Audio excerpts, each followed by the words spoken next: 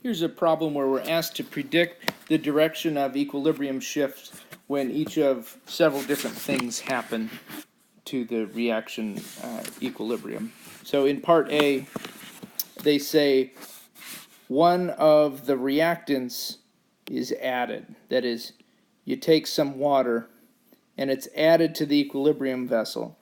That means the concentration of something on the left side of the equation goes up, and the Le Chatelier shift, of course, would be away from that increase. And so we say the reaction would shift to the right.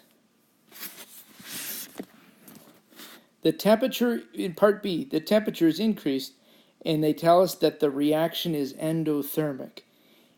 If it's endothermic, that means heat energy is required in order to keep the reaction progressing. So treat heat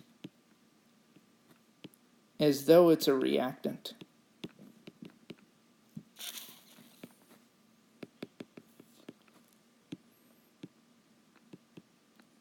And I encourage you to actually rewrite the equation with heat written in line with the chemicals. Even though we know that heat isn't a chemical the same way that carbon dioxide or something is, it's nevertheless helpful in predicting the equilibrium shifts. So now that we've rewritten the equation and we have heat as a reactant, now let's consider what they're asking. The temperature is increased. Basically, that means something on the left side of the equation has a concentration that went up. The shift then will be to the side away from that increase, which means it's a shift to the right. If they had said the temperature were decreased, then it would be as though the concentration of a reactant went down, which means there would be a shift left. Part C, now here is a really interesting one. An inert or non-reacting gas is added. Remember, gases are mostly empty space. The new gas particles that don't react are simply going to fit into that empty space that exists between the reacting gas particles. Yes, there's going to be an increase in the total pressure, but the pressure on its own doesn't affect equilibrium.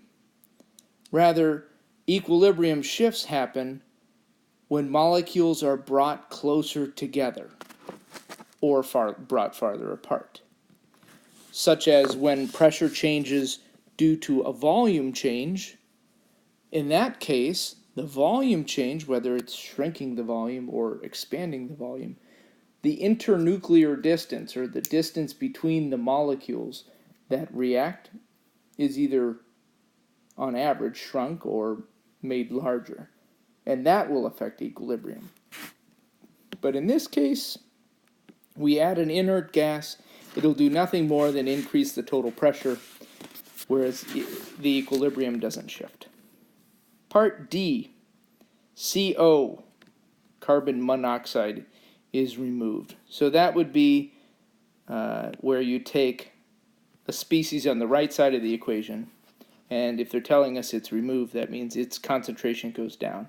Le Chatelier would shift to the right in order to replace some of the lost carbon monoxide. So once again, there will be a shift to the right in that case. Part E, the volume of the container is halved, that is, cut in half. Now here, the pressure change due to a volume change does affect the equilibrium, unlike in part C where we added an inert gas, because here the reacting molecules are brought closer together. The volume of the container is cut in half. That means there's half as much space for them to spread apart in, and so they're going to encounter each other more frequently and therefore react more. So to figure out the direction of the equilibrium shift, we need to consider how many moles of gas are on each side of the equation. Since everything in the equation is a gaseous species, it can be a quick comparison. So on the left side we have CH4 and H2O. So that's 2 moles of gas altogether. And on the right side we have 1 mole of CO and 3 moles of H2. Altogether that's 4. 4 moles of gas. In the question they say the volume of the container is halved. According to Boyle's law, if the volume goes down, then the pressure goes up.